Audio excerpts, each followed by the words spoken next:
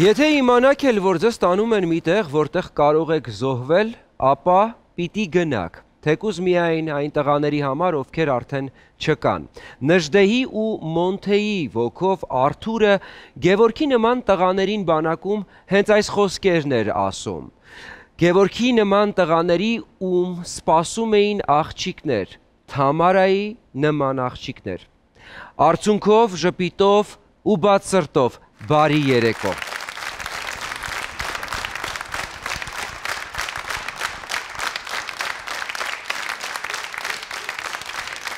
Թամարա, դուք կարծես չէիք հավատում դեռ սրտի ձայնին, բայց կարծում էիք, որ Գևորգին պետք է պատասխան տալ դրական։ Եկեք հիշենք այդ ժամանակահատվածը, ինչ էր կատարվում, այդ ինչ փոթորիկ էր ներսում։ Ուրեմն Գևորգին ճանաչել եմ վաղուց, մեր ծանոթությունից 1 տարի առաջ ընկերների շնորհիվ իմ համադասարանցիները իր ընկերներն էին, կեսից շատը իր ընկերներն էին մոտիկ, որոնցից մեկն է Սարգիսն է, իր միջոցով շատը ճանաչել եմ Գևորգին,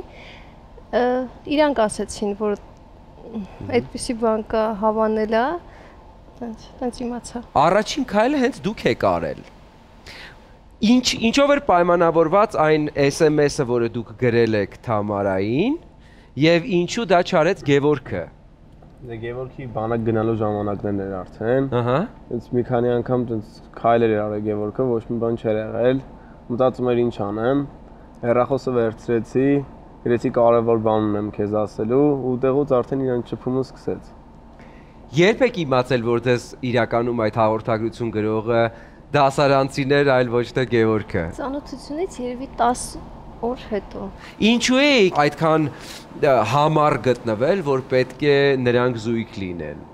Դե Գևորգը գալիս գնում էր մեր դպրոց, հավանել էր Թամարային, մենք էլ Թամարային շատ լավ էինք ճանաչում, թե մարտեսակով, թե ընդհանուր, դրա համար խորհուրդ տվեցինք ու շատ համապատասխան էին իրանք իրար։ Գևորգը մեկնեց ժամկետային զինծառայության եւ դրանից հետո տեղի ունեցածը հիվանդանոցում առիթ տվեց վերջապես մայրիկին ծանոթանալու Թամարայի հետ։ Ինչպես եղավ դա։ Դա կարծես Գևորգի ցանկություններով այդ ժամանակ ընդամենը ժեստերի լեզվով կարող էր հասկացնել։ Առաջի անգամ, որ երբ իրան ես տեսա, ես իրան ասեցի՝ «Կուզես, ես խոսեմ Թամարայի հետ»։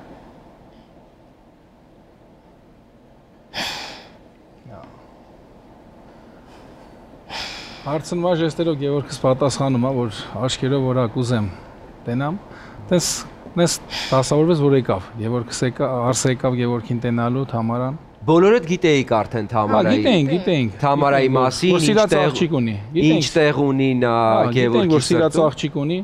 ուզում էր տենալ այդ ժամանակ, դե այն էլ կապնվեց հետը, խոսած, որ եթե ուզում ես արի։ Գրեցի SMS, եթե կուզես խոսենք, ինքը համաձայնվեց, զանգեցի ու ինքը չգիտեր այդ ժամանակ, թե ինչ վիրավորում ունի Գևորգը։ Սարգիսը իրան խաբել էր, ասել էր, թե թոքն է միայն վնասված, որ ամեն ինչ թեթե վիճակում է, բայց ես իրան ամեն ինչ ճիշտ ասեցի, թե ինչ վիրավորումներ ունի, թե ինչ ծանրությանն է, ծայրահեղ ծանր, որ նույնիսկ հույս չեն տալիս, բայց Թամարան այնքան խիզախ էր, որ որոշեց, որ պիտի լինի Գևորգի կողքին։ Այդ որոշումը ո՞նց է կայացրել Թամարը։ Երբ որ մայրիկի հետ տեղի ունեցավ այս զրույցը, ինչի մասին քիչ առաջ նա մեզ պատմում էր։ Դե որովհետև ընտրության հարցում վստահ էի իր մարդ տեսակի համար, ինքը լավ մարդ է, դրա համար այդ խնդիրները ոչինչ չէին էլի։ Կհիշեք ինչպես տեղի ունեցավ առաջին հանդիպումը, երբ որ մտաք Գերակենտանացման բաժանմունք, առաջին անգամ հանդիպեցի Գևորգին արդեն այնտեղ։ Դե անսովոր էր, ասենք ուրիշ ձև ես ճանաչել, ուրիշ ձև ես տեսել ու մի անգամից հիվանդանոցում ծանոթությունից մի ամիս հետո ինքը բանակ է գնացել ու դրանից հետո առաջին հանդիպումը այդ է եղել։ Գևորգը ու նրա նման տղաները հենց հզոր Հայաստանի համար էին պայքարում ու մենք կարծես ամեն օր փորձում ենք դա անել, նույնիսկ խաղաղության մեջ։ Հայ մնա, Ներսիկ Իսպիրյանն է կատարում։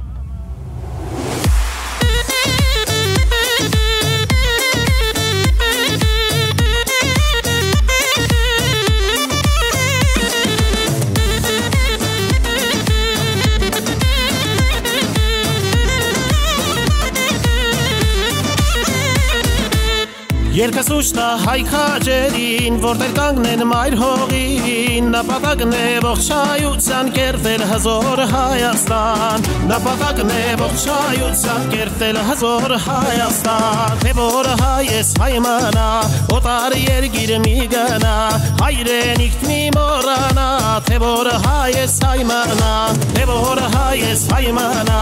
օտար երգիր մի գնա, հայրենիքդ մի մոռանա, թե որ հայ ես հայ մնա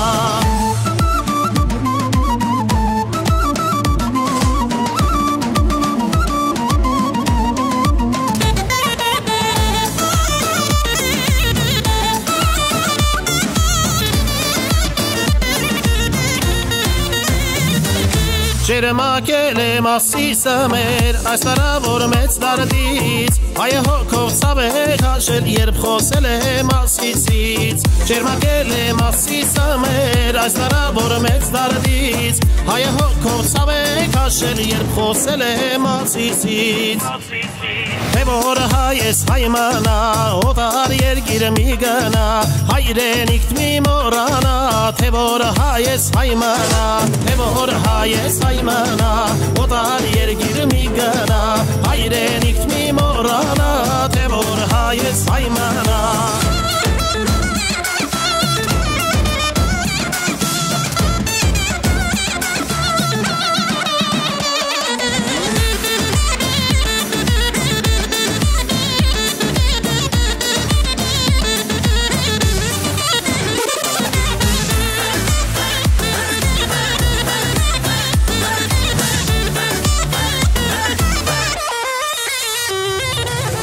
Թե գիտնական, թե սորավար, հայկա ամեն երկրում, ասված եղիր ասկի սատար, որ շուտ դառնան դեպի տուն, թե գիտնական, թե սորավար, հայկա ամեն երկրում, ասված եղիր ասկի սատար, որ շուտ դառնան դեպի տուն, թե որ հայ ես հայ մնա, օտար երգիրը մի գնա, հայրենիքդ մի մոռանա, թե որ հայ ես հայ մնա, թե որ հայ ես հայ մնա, օտար երգիրը մի գնա, հայրենիքդ մի մոռանա, թե որ հայ ես հայ մնա, հայ մնա, հայ մնա, թե որ հայ ես հայ մնա, օտար երգիր մի գնա, հայրենիքդ մի մոռանա, թե որ հայ ես հայ մնա, թե որ հայ ես հայ մնա, օտար երգիր մի գնա, հայրենիքդ մի մոռանա, թե որ հայ ես հայ մնա, թե որ հայ ես հայ մնա, օտար երգիրը մի գնա, հայրենիքդ մի մոռանա, թե որ հայ ես հայ մնա, թե որ հայ ես հայ մնա, օտար երգիր մի գնա, հայրենիքդ մի մոռանա, թե որ հայ ես հայ մնա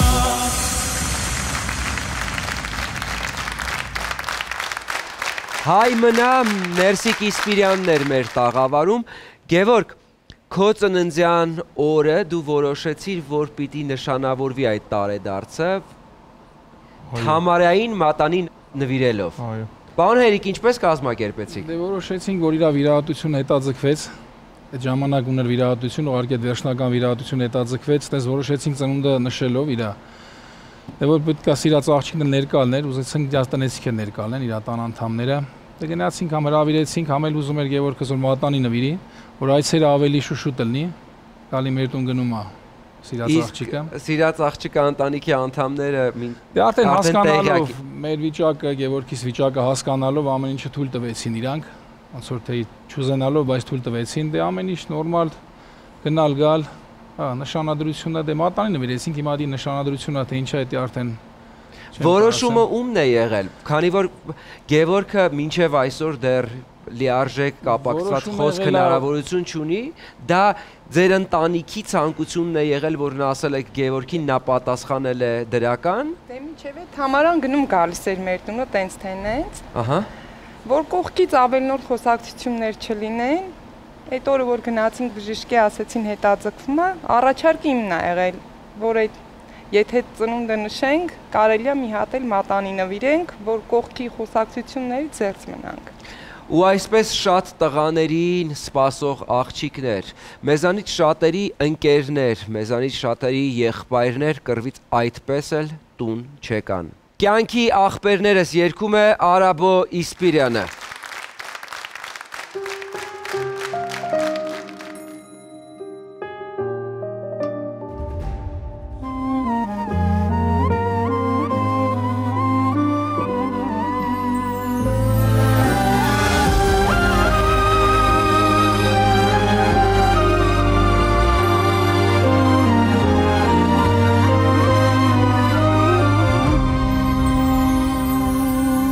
Սրտիս մեջ մեր օրերն են պահել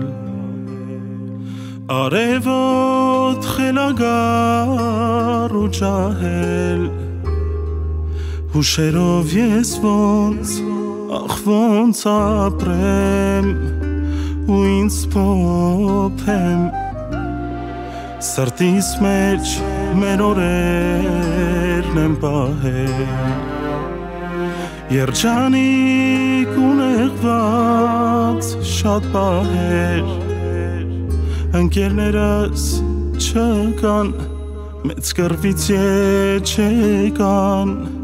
Ամեն մեկը կյանքում երազանք Կյանքի աղբերներս հիմա երկնքում Միասին են մեր հին երգերն է Կյանքի ընկերներս ոնց դարձան կարոտ մեզանից հեռու Աստծուն շատ մոտ Մահնեց էր ապացույցն ու վկան Որտեղ երգն է կյանքում իսկական Ընկերներս չկան, մեծ կռվից չեկան Ամեն մեկը կյանքում երազանք Կյանքի աղբերներս հիմա երկնքում Միասին են մեր հին երգերն է երգում Կյանքի ընկերներս ոնց դարձան Մեզանից հեռու Աստուն շատ մոտ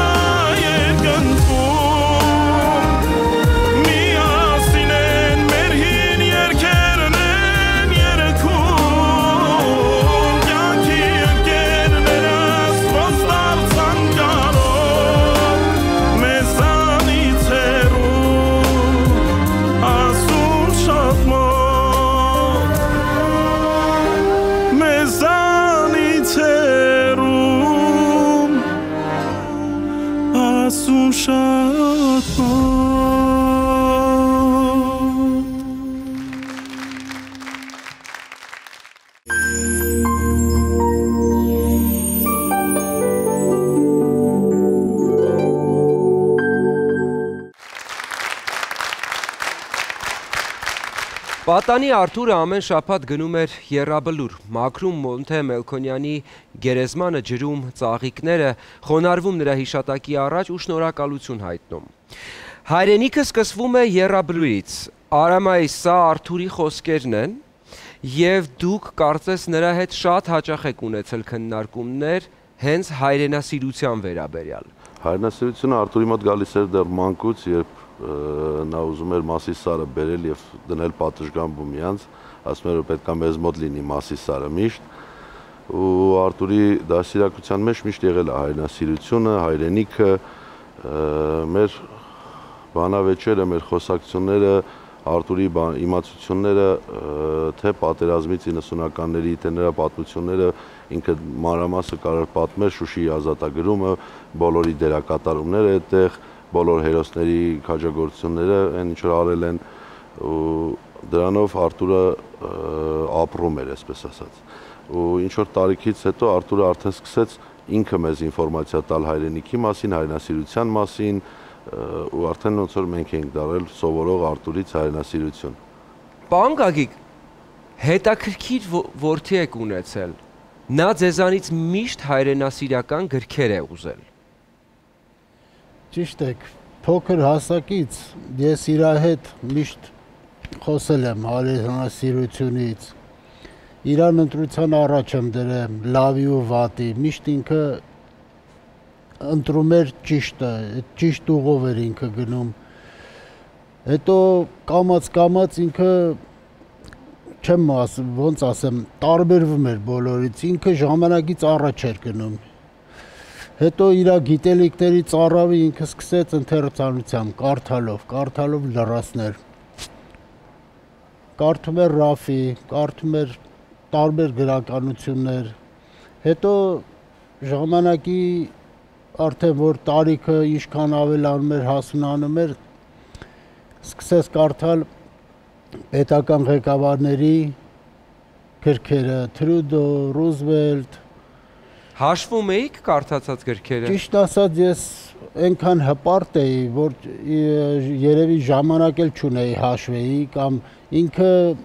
կարդում էր անընդհատ, գիշերը իր անկողն ու կողքը մի քանի գիրք կար, ինքը կարդում էր ու բավականություն էր ստանում, այդ ինֆորմացիայով ինքը ավելի էր իրան լրացնում։ Հետաքրքիրն այն է, որ նա չէր կարդում միայն, նա յուրաքանչյուր կարդացած միտք բերում էր կյանք եւ դա սկսում էր քարոզել որպես մարդ։ Նրան ճանաչողները հենց դա են ասում, որ նա յուրաքանչյուր խոսակցություն վերածում էր հայրենասիրության մասին, խոսակցության եւ բերում մեջբերումներ այն բոլոր գրքերից, ինչ քիչ առաջ դուք թվարկում եք ու ոչ միայն։ Այո, ճիշտ եք։ Ինչ ասեմ, ուսանող տարիներին էլ ինքը ուզում էր, ոչ թե ուզում էր, կարդում էր, հետո բարակից ինքը պահանջում էր, գրքեր էր պահանջում, մի անգամ ինքը Գյուրջիև պահանջեց, ես ուղղակի ապշած էի, էլի, ասենք թե նրա այդ կարողության, նրա այդ ունակության վրա, ինքը չեմ անում, ինքը յուրահատուկ էր, ինքը ժամանակից առաջ էր ընթանում, ինքը հոգով, մարմնով, ուժեղ էր, չեմ անում, իր գաղափարները իրան տանում էին, էլի, դեպի պայծառ ապագա, նա տենում էր, նա այդ ամեն ինչը տենում էր, ոչ թե պատկերացնում էր, այլ ինձի բացատրում էր, ցույց էր տալի, որ սենց է լինելու, վերջը պայծառ Հայաստան էր նա տենում։ Մի անուն, որ ուժ էր տալիս Արթուրին, մի անուն, որը փարոս էր դարձել նրա կյանքում։ Մոնթե Մելքոնյան, երգում է Արաբո Իսպիրյանը։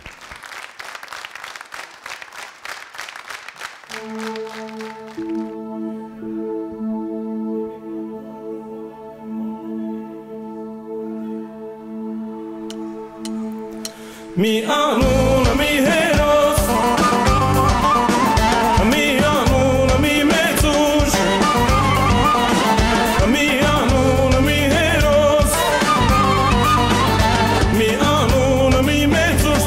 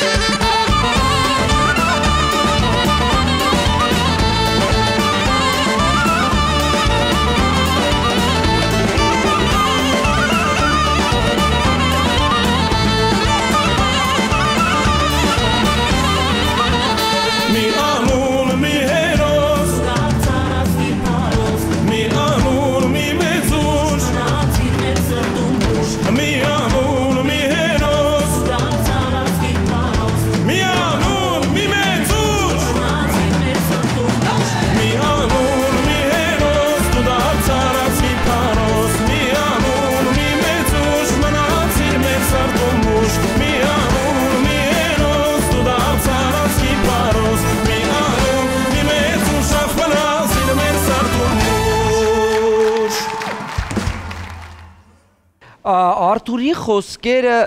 կարծես աֆորիզմներ լինեին եւ դրանք հասկանալու համար նախ պետք է հասկանալ Արթուրին։ Անայ ձեզ հետ ուզում եմ խոսել մի դեպքից, որը տեղի է ունեցել, ինչի դուք ներկա եք եղել, երբ ուսուցչուհին հարց է տվել նրան Արցախի հակամարտության վերաբերյալ։ Ավելի ճիշտ դրա լուծման։ Ինչպիսին է եղել Արթուրի պատասխանը։ Մի օր հայոց լեզվի եւ գրականության ժամին բոլորս քննարկում էինք ինչ է հայրենասիրությունը, Արցախյան առաջին պատերազմը, այդ ժամանակ արդեն ապրիլյան պատերազմը, ու մտածում ենք, թե որը պետք է լինի Արցախի ճակատագիրը։ Իրականում տարբեր կարծիքներ հնչեցին, հետո մի պահ լռություն, ու այդ լռությունը կոտրեց Արթուրի վստահ խոսքը, ասեց իրականում պատերազմ է լինելու, ուղղակի ինձ է սպասում, որ սկսեն պատերազմը։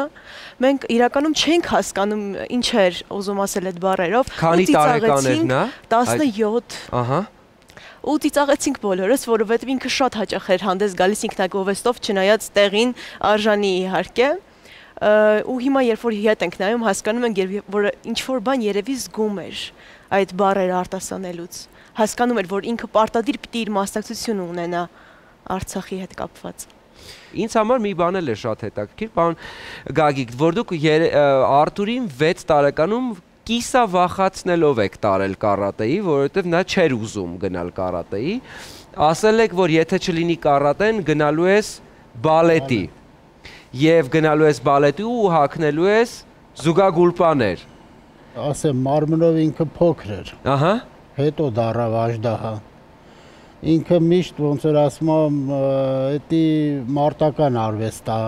հարվածներ էր ընդունում, հուսահատության պահեր լինում են երեխու մոտ, բա չեմ ուզում գնամ, ասի տղա ջան, եթե չես ուզում կարատեի, բալետի կգնանք։ Ու ինքը վարկանական փոխում էր, չէ, ես գնալու եմ կարատեի։ Ու գիտես, ինքը հոգով այտենց մարմնավորեց, ինքը իր ուժը գտավ իր մեջ, ինքը հաղթահարում էր ամեն ինչ։ Երբեք կապտուկներով, ամբողջ մարմինը կապտուկների մեջ էր, երբեք մի անգամ չասեց, որ ցավում է։ Արթուրի մարզիչն է նաև մեր տաղավարում, պարոն Արծրուն, ինչպիսին էր նա այդ հայրենասիրությունը նույնիսկ կարատեում էր դրսևորում։ Կարատեի փիլիսոփայությունը շատ հոգեհարազատ էր իրեն եւ շարժվում էր ինքը կարատեի կարգախոսներով եւ դա շատ օգնում էր կյանքում։ Ինքը շատ կենսուրախ, շատ հումորով, շատ հանգիստ էր մոտենում, ասենք մարզումներին շատ պատասխանատվությամբ, շատ չգիտեմ, ոգևորվածությամբ էր էլ ինքը ամեն ինչ անում եւ Իսկ խմբի տղաների հետ էլ կար այդ հայրենասիրության մասին զրույցները։ Իհարկե հասկանում եմ գուցե դաթարներին կամ մինչև պարապմունքը հայրենասիրության վերաբերյալ մենք ես էլ շատ եմ խոսել, երբ որ փոքր էր ես էլ զրուցում էի իր հետ եւ չզգացի այդ պահը, երբ ինքը աշակերտից վերածվեց հոգեկից ընկերոջ եւ մենք արդեն ես էի լսում իրեն, ես էի սովորում իրենից, այդ պահը շատ սահուն անցավ եւ մենք պարապմունքներից հետո երկար քայլում էինք, զրուցում էինք Ռաֆուց, հայրենիքից, մեր այդ գաղափարախոսություններից, չգիտեմ, ապրում էր ինքը այդ մտքերով, այդ գաղափարներով, ինքը տեսնում էր այդ պայծառ ապագան, ինքը տեսնում էր այդ բանալին, ինչպես կարելի է հասնել դրան եւ իր ամբողջ գիտակցական այդ արդեն հասուն շրջանում իր նպատակները, իր գործողությունները միտված էին դրան միայն։ Բանալի ասվածը որն էր, ինչպես էր նա դա տեսնում։ Ինքը տեսնում էր կրթության մեջ, հզորության, մեր կարգապահության, կարատեի շատ փիլիսոփայությունը, շատ իրեն ոնց որ լուսավորում էր այդ, ինքը տեսնում էր ինչպես կարելի է այդ գաղափարները կիրառելով, ասենք կյանքում, մեր զինված ուժերում, ընդհանուր մեր հասարակության մեջ ինչպես կարելի է այդ ամեն ինչին հասնել։ Այսօր մեր տաղավարում է նաև Հայաստանի Կիոկուշին կարատեի ֆեդերացիայի նախագահ Անդրանիկ Հակոբյան, պարոն Հակոբյան, ձեզ հետ մի միջադեպի մասին եմ ուզում խոսել։ 2017 թվականին Արթուրը մասնակցել է մի մրցույթի, ուզում եմ խոսել արդեն պատերազմից հետո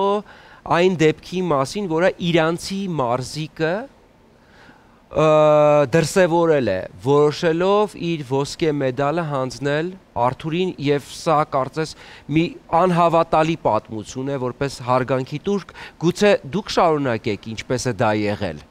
Շատ լավ։ Ընդհանրապես Կիոկուշին կարատեի միջազգային ֆեդերացիա շատ մեծ կառույց է, եւ այդ պատերազմի օրերին շատ միջազգային ֆեդերացիայի ղեկավարները եւ մարզիկները մեզ դիմում էին, ցավակցում էին այդ պատերազմի հետ կապված եւ երբ իմացան Արթուրի հետ կապված արդեն դեպքը եղավ, իրանցի մի մարզիկ Ահմադը որոշեց իր մեդալը, որը նվաճել էր 2017 թվականին, ու ընդհանրապես շատ դժվար են հաղթում մեր մոտ միջազգային առաջնություններ, Հայաստանի բաց առաջնություն, հաղթելով այդ առաջնությունը այդ մեդալը որոշեց գնալ դեսպանատուն նամակով եւ այդ մեդալը փոխանցել Արթուրի ծնողներին դեսպանատան միջոցով։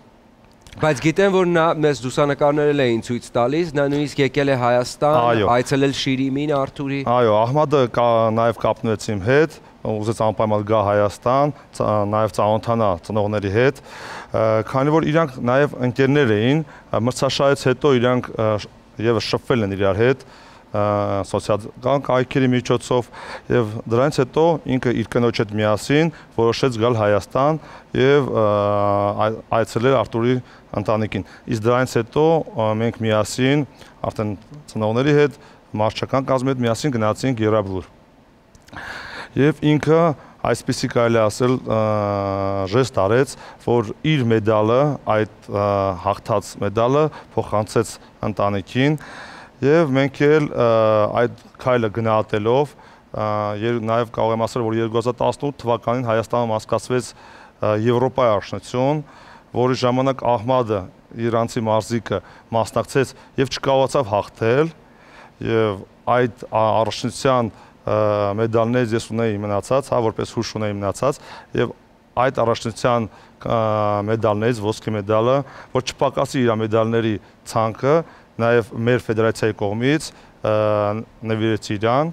որ իր մեդալների ցանկը նորից ոնցնշեցի չպակասի։ Արթուրի նման հարյուրավոր տղաներ դրեցին իրենց կյանքը հայրենիքի հողը պաշտպանելու համար։ Պիտ պաշտպանեմ, երգում է Արաբո եւ Ներսիկ Իսպիրյանները։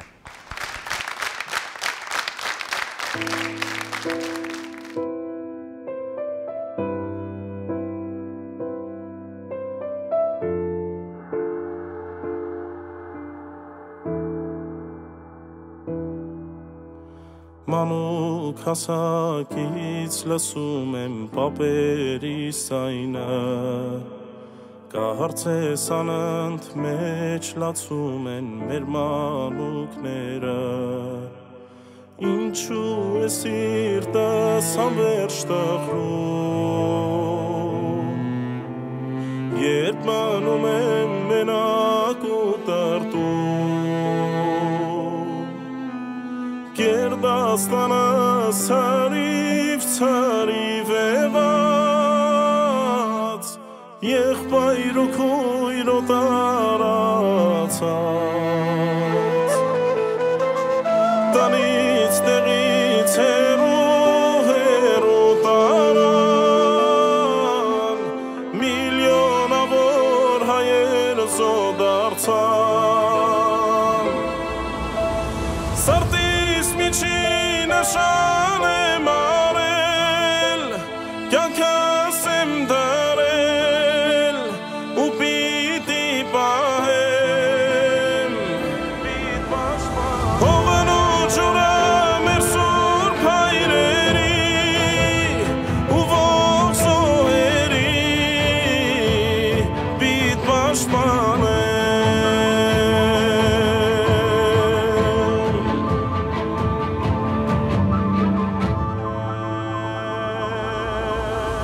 երած տեսածովից ծովերը մեր Հայաստանը առաջնորդներ տերունական աղոթքն ու հույսը աչքս բացվեց ամենը վերահացավ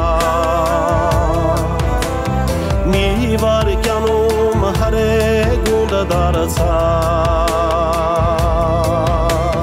Գերդաստանս հիմա իրար գտած եղբայր ու քուր մեջ գիտաբաց անմեղ զոհերն ընջեք հանգիստ կմանան սարդիս վերքերն անմիշտ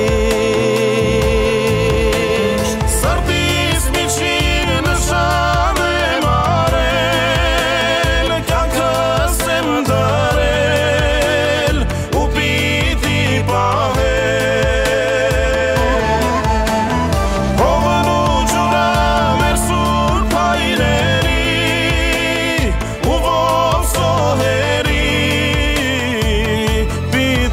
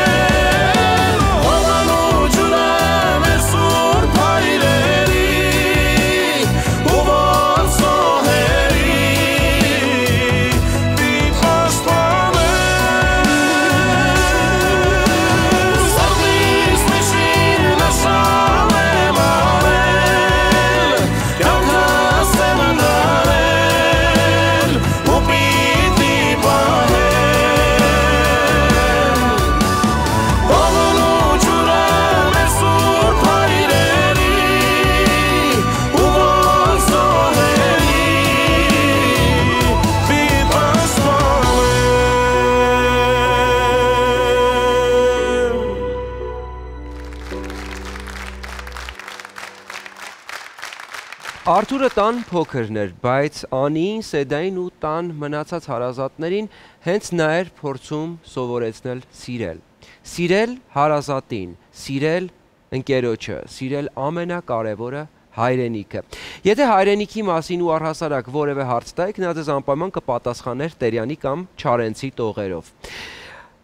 Սեդը հաճախ էր կրկնում թող ոչ մի զոհ չպահանջվի ինձանից բացի արտահայտությունը, ինչու Չարենցի մահվան տեսիլից հենց այս տողերը։ Ոչ մի զոհ չպահանջվի ինձնից բացի անընդհատ կրկնվող արտահայտություններ մեր տանը մինչև բանակ գնալը։ Իսկ բանակում այդ արտահայտությունը ներկներեք վերափոխվեց, ես իրավունք ունեմ մեռնեմ քո համար։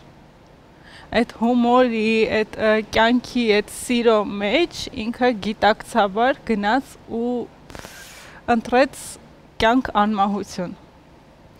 Իր գաղափարախոսության, իր խելացիության, մեր ընտանիքից ծնված սիրո ու այդ սիրո, որ սովորեցնում էր մեզ ոնց կարելի է ապրել, ոնց կարելի է գնահատել ամեն վայրկյանը, որ ունենք, որովհետև ուներ 18 տարվա կյանք, ինձանից ու Անիից 10 տարի փոքր, բայց մեզ սովորեցնում էր ճիշտ գունավոր ապրել, ճիշտ գնահատել կյանքի ամեն վայրկյանը, հագեցած ապրել։ Այ երբ փոխվեց ձեր տանը դիրքերի այդ դասավորությունը, երբ որ փոքրիկ եղբայրը այնքան մեծացավ եւ այնքան մեծ էին նրա գաղափարները, որ դուք սկսեցիք դրանց հետևից գնալ։ Երբ նա ստիպեց կհիշեք այ առաջին դեպքներ գուցե կամ ամենակարևորն էր, երբ դուք հասկացաք, որ Արթուրը սովորական եղբայր չէ եւ առհասարակ սովորական տղա չէ, որը լույս աշխարհ է եկել Հայաստանում։ Արթուրը սովորական չի եղել հենց այն փոքրիկ, երբ որ դեռ չէր ծնվել, երբ որ մաման իր համար կարդում էր Անի ազատագրումը, բոլոր պատմական, քաղաքական գրքեր ամբողջ ընթացքում դա երբ դեռ Արթուրը չէր ծնվել։ Արթուրի ծնվելուց հետո մեր կյանքը էլ ավելի գունավորվեց։ Մեր կյանքում ծնվեց մի հատ լույս, մի հատ սեր, մի հատ արև ու բոլորի համար, մեր ընտանիքում, մեր բարեկամների ընտանիքում ու բոլորի համար դարձավ եզակի նմուշ Արթուր։ Բոլորի համար դարձավ յուրօրինակ, բոլորին սովորեցրեց հայրենասիրություն, որ առաջնային իր համար հայրենասիրությունը սկսվում էր ընտանիքից։ Հայրենասիրությունը սկսվում էր այն ընտանիքից, որով ինքը մեծացել է, որում ինքը մեծացել է։ Ով երազեց առավոտները իմ հոգու դարձնել մի անկրակ իրիկնաժամ։ Մահվան տեսիլ երգում է Արման Լազարյանը։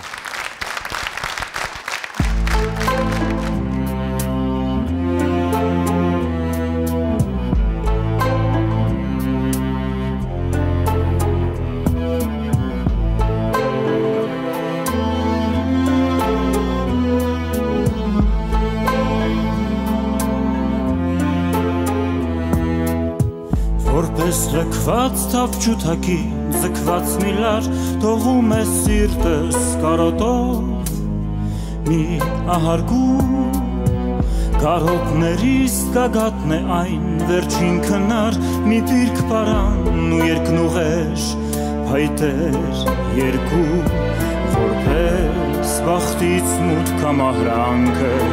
կամ որպես մի խոստում, որ անկատար դրժած թողի ախաղանի փայտեր նահակ քաղաքի մեջ կանգնել են սեք ու սպասում են կախվողի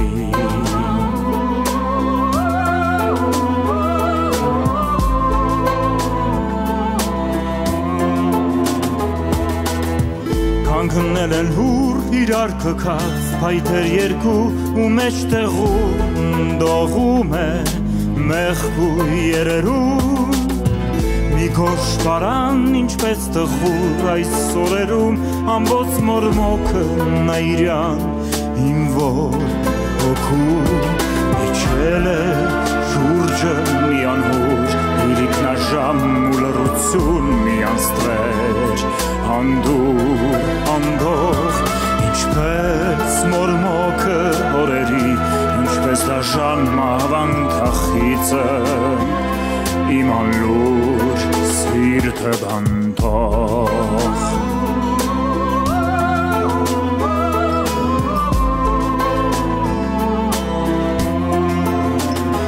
Ու խանութները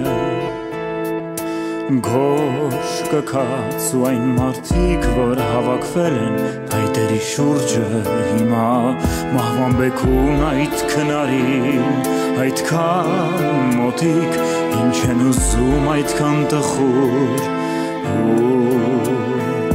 ակամա Թող ոչ մի զոհ չպահանջվի ինձնից բացի ուրիշ ոտքեր կախաղանին Թող մոտ չգան և թող տեսնեն իմ աչքերի մեջ կախվածի իմ որ երկիր լուսապսակ քո ապագան թող դուրս ընկած իմ աչքերի մեջ կախվածի նոքատեսնեն պայծառ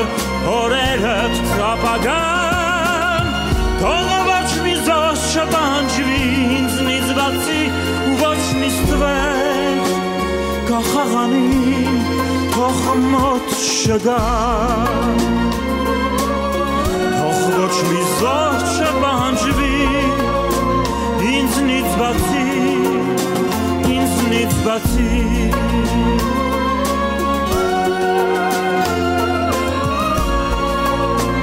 ինձնից բացի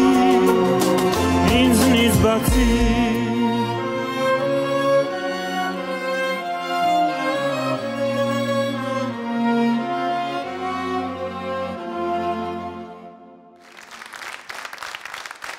Մահվան տեսիլ Արման Լազարյանն էր մեր բեմում։ Այս ընթացքում մեզ նաև միացավ Աստղիկ Սողոյանը, բարի երեկո Աստղիկ, դուք համալսարանական ընկերն եք եղել Արթուրի, Արթուրը ԵՊՀ-ում 2 ֆակուլտետներում է սովորել, իմ ձեռքի տակ է նրա հոդվածներից մեկը, որը տպագրվել է, հենց հոդվածների վերաբերյալ է կարծես եղել ձեր քննարկումները շատ հաճախ, դուք համակուրսեցիներ չեք եղել։ Չէ, ես մեծ եմ Արտուրից, ես ասպիրանտ էի, ինքը նոր ընդունված առաջին կուրս, դեռ ոչ մի օր համալսարան չգնացած։ Բայց մեր գիտական հետաքրքրությունների շրջանակը նույնն էր ու միանգամից ծավալվեց հետաքրքիր գիտական քննարկում։ Առաջին հայացքից հասկացա, որ իմ դիմաց մի լուրջ գրականագիտական խորը հայացքով պատանի է կանգնած։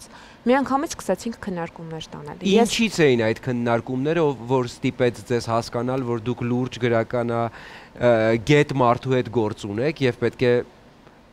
առնվազն սկսել լսել այս մարդուն։ Իր տարերքը, Ռաֆի։ Ես Աբովյան էի գրում, ինքը տարված էր Ռաֆիով, միանգամից զուգահեռներ տարանք ու նպատակ Արթուր, պատերազմից, բանակից, պատերազմ դեռ չկար, բանակից վերադառնում ես, հոդված ենք հրատարակում։ Սկսեցինք վերլուծել ու բանավոր մի հետաքրքիր հոդված էինք հյուսել, որը արդեն որոշել էինք, որտեղ ենք տպագրելու։ Ընտանիքի, եկեղեցու ու հայրենիքի կերպավորումը Աբովյան Ռաֆի խաչմերուկում։ Հետաքրքիր էր, որ Արթուրը խնդրին նայում էր եւ բանասեր գրականագետի, եւ քաղաքագետի հայացքով։ Այսինքն չէր քննում գրականությունը զուտ անցյալի փակ կառույցում, այլ դիտարկում էր դա նաեւ Հայաստանի ներկայում ու ապագայում։ Այսինքն լուծումները տեսնում ենք ինչ են առաջարկում այն ժամանակի համար Աբովյանն ու Ռաֆին ու Արթուրն ասում էր. «Լավ, ես էլ կավելացնեմ, թե հիմա այդ հայացքներից ինչը կարելի է կիրառել, որ վաղը ունենանք Ռաֆու Վարդանի երազը»։ Ու Վարդանի երազը Հայաստանում կիրարկելի դարձնելը Արթուրի երազանքն էր։ Հոդվածը, որ հիմա քիչ առաջ ցույց տվեցիք, նվիրված էր Ռաֆու Սամվել պատմավեպին։ Դեռ 18-ը չլրացած պատանին, հոդվածը գրվել է 17 տարեկանում, քննում էր ծնողասպանության խնդիրը պատմավեպում։ Քննում էր եւ հոգեբանական հայեցակետով, եւ նշանագիտական, բարդ գրականագիտական խնդիրներով։ Ուսումնասիրում էր արդյոք ճիշտ էր Սամվելի քայլը։ Դիտարկում էր, որ այսօր շատ են դպրոցում ուսուցանում երեխաներին, որ սխալ էր ծնողներին սպանել չէր կարելի։ Բայց նա հակառակը արդարացնում է Սամվելի ծնողասպանությունը եւ ինչ կերպ, այ դա է հետաքրքիր։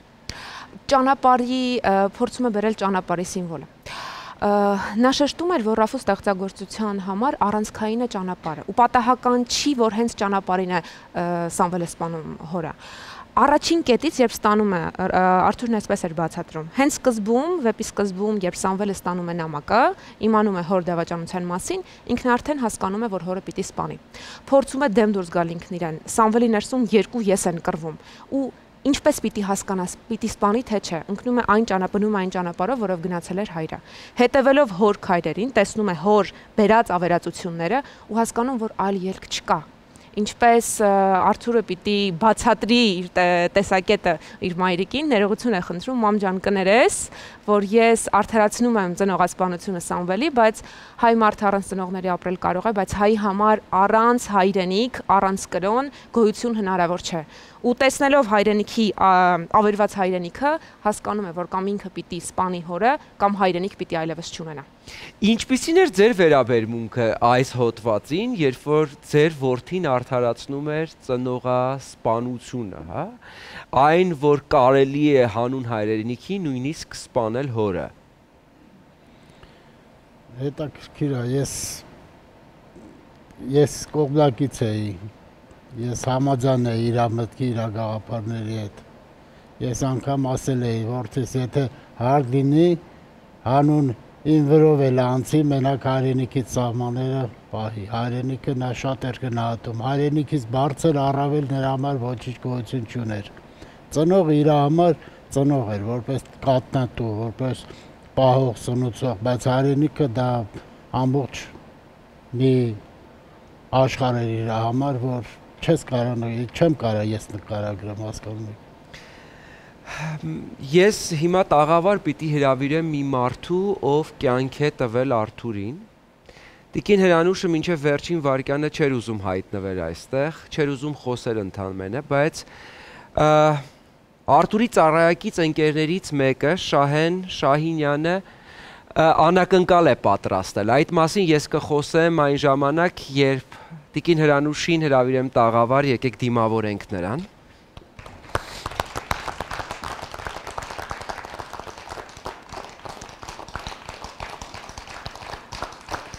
Բարի երեկո Տիկին Հրանուշ, թույլ տվեք համբուրել ձեր ձեռքը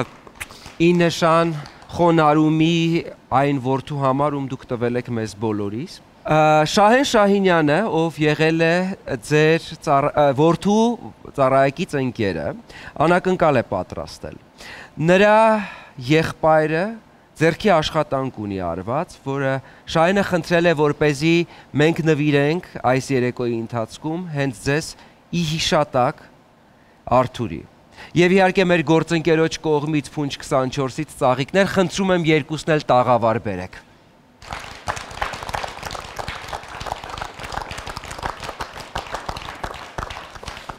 Սա Արթուրի դիմանկարն է։ Ես հուսով եմ, որ այն ձեր տանը իր արժանի տեղը կգտնի։ Այն բազում նվերների կողքին և այն բազում հիշատակների կողքին, որոնք մենք բոլորս արդեն ունենք Արթուրի հետ կապված։ Շնորհակալ եմ և խոնարհվում եմ ձեր առաջ։ Պիտի լինեն այս տեսակ հանդիպումները, որպեսզի մենք բոլորս ճանաչենք այն տղաներին, ովքեր գնացին, թողնելով այստեղ հայրենասիրությունը և թողնելով մեզ գաղափարներ,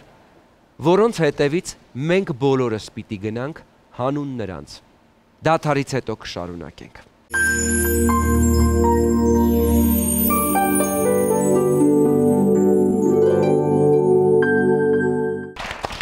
Արթուրի տարերքը կարատեն էր, Գևորգինը բռնցքամարտը, բայց նրանք երկուսն էլ կռվում էին Մեխակավանում, հանուն հայրենիքի։ Մենք վերադառնում ենք տաղավար և շարունակում ենք Գևորգի և Թամարայի սիրո պատմությունը։ Մեզ հետ է այսօր նաև Գևորգի ընկերներից Արմանը։ Արման, գիտեմ, որ դուք ու Գևորգը միշտ միասին եք եղել ու շարունակում եք, հիմա դու շատ կարևոր գործ ես անում։ Օգնում ես նրան մշտապես։ Որ Գևորգը նեղվում է, օգնում ենք, ինչ որ ինքը ցանկություն ունի, օրինակ ես ինչ որ մի բանը պետք է կատարվի, ուրեմն առանց քննարկվելու դա կատարվում է։ Անկախ ժամից, անկախ վայրից։ Ասում են իրականում, եթե կյանքը քո հանդեպ բարեհաճի, ապա դու ունես լավ ընկեր, ոնց հասկանում եմ Արմանը հենց այդ տեսակ ընկերը նայում եմ մայրիկի աչքերին, թե ինչ սիրով է մայրական նայում ձեզ եւ վստահ եմ, որ դա այդպես է, մեծ համարձակություն է այս տեսակ լինելը Արման ու երևի թե դա մարդկային շատ կոնկրետ տեսակի մասին է խոսում, ինչի համար պետք է շնորհակալ լինել ու իհարկե հենց ձեր նման մարդկանց շնորհիվ է, որ Գևորգն այսօր կարողանում է լիարժեք վայելել կյանքն այնքանով ու պայքարել այդ կյանքի համար, ուր վերադարձել է։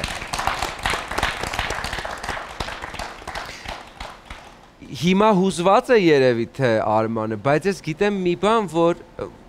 մանրուքներն են ստեղծում մարդու կերպարը։ Նույնիսկ այն չնչին փոքրիկ քայլերը, որոնք վերականգնողական ընթացքում եղել են, Արման դու ես օգնել։ Իրանք համ ֆիզիկապես, համ հոգեպես միշտ Գևորգի կողքին են եղել։ Նույնիսկ ռանիմացիայում իրանք զորով չէին կարողանում տուն ուղարկել բոլորին, իր ընկերներին։ Մենք մեկը ինքը չի զգում։ Դուք չեք տեսնում, ասում եմ, այդ կապ չունի, մենք պիտի մնանք իր կողքին 15 օր մնացել է ռանիմացիայում ու այդ ընթացքը իր բոլոր ընկերները, ոչ միայն թե Արմանը, Սարգիսը, բոլորը չեն գնացել այդտեղից։ Ու հիմա շատ են օգնում իրան։ Մենք խոսում ենք արդյունքից երկար տարիների կյանք բոլոր վիրավորներին եւ իհարկե շուտափույթ ապակինում, բայց ուզում եմ Գևորգի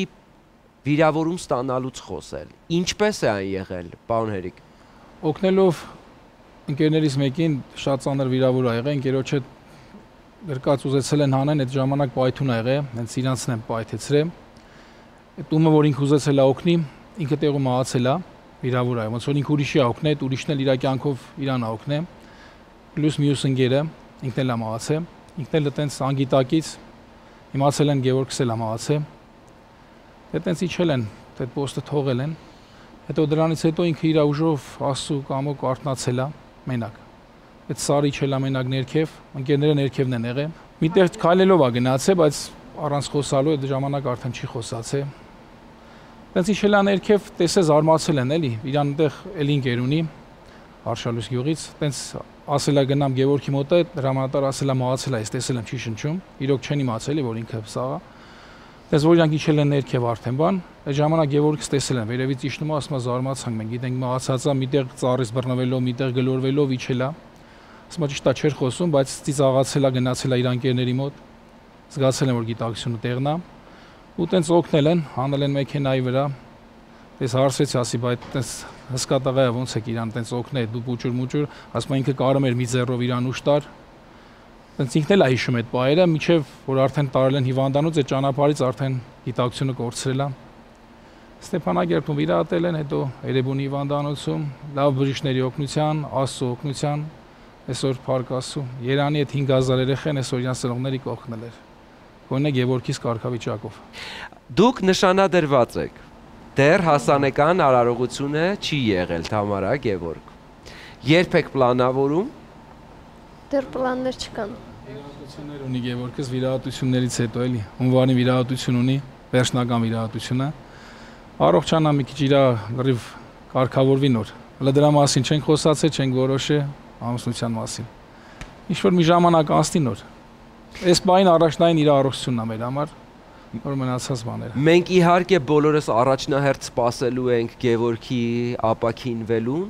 եւ իհարկե ոչ պակաս հետաքրքրությամբ ու սիրով այն հարսանեկան արարողությանը, որը արժևում վստահ ենք, որ լինելու է։ Առանց անակնկալի ձեզ այստեղից բաց թողել մենք էլ չէինք կարող, մեր գործընկերների կողմից, Mona Luxury Studio-ի կողմից հարսանեկան օրվա ամբողջական պարային փաթեթն ենք մենք ձեզ նվիրում ամբողջովին անվճար եւ իհարկե Փունջ 24-ի կողմից ընդունեք մեր ծաղկե փնջերը։ Այ սիրուն աղջիկ Երանի քեզ սիրողին երգում է Արաբո Իսպիրյանը։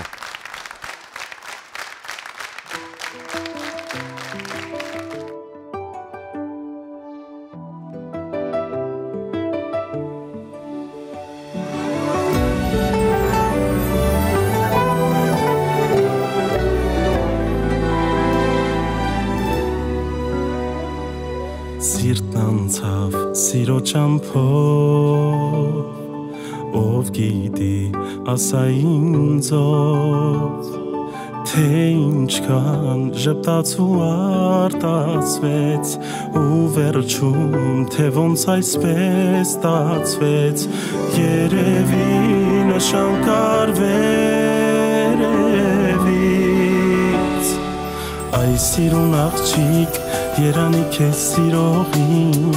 վայ սիրուն աղջիկ, Երանի քեզ տանողին, հայ սիրուն աղջիկ, համովիկ ու լուսերես, սիրահար սրտի համար աշխարհես դու սերես, հայ սիրուն աղջիկ, Երանի քեզ սիրողին, վայ սիրուն աղջիկ, Երանի քեզ տանողին, հայ սիրուն աղջիկ, համովիկ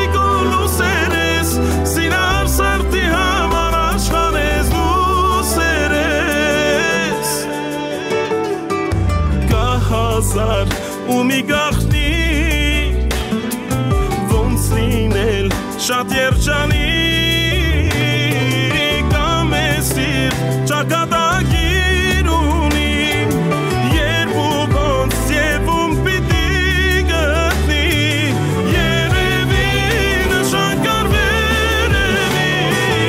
այ սիրուն աղջիկ Երանի քեզ սիրողին այ սիրուն աղջիկ Երանի քեզ տանողին, այ սիրուն աղջիկ, համովիկ ու լուսերես,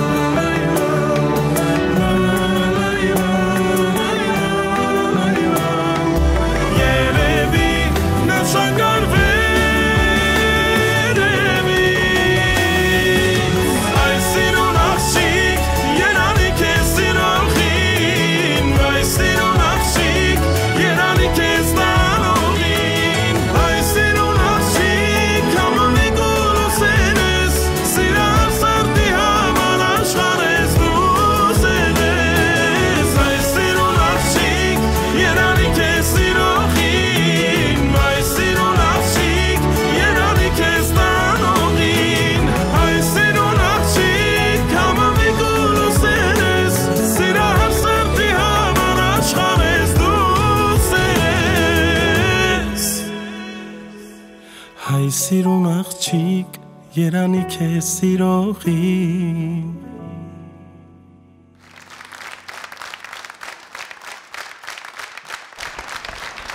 Հայրենիքի ու հայրենասիրության մասին կարելի է անverջ խոսել, պատմել, իմանալ։ Բայց կան տղաներ, որոնք գնացին մնալով ու ստեղծելով հայրենասիրության մասին նոր պատմություններ։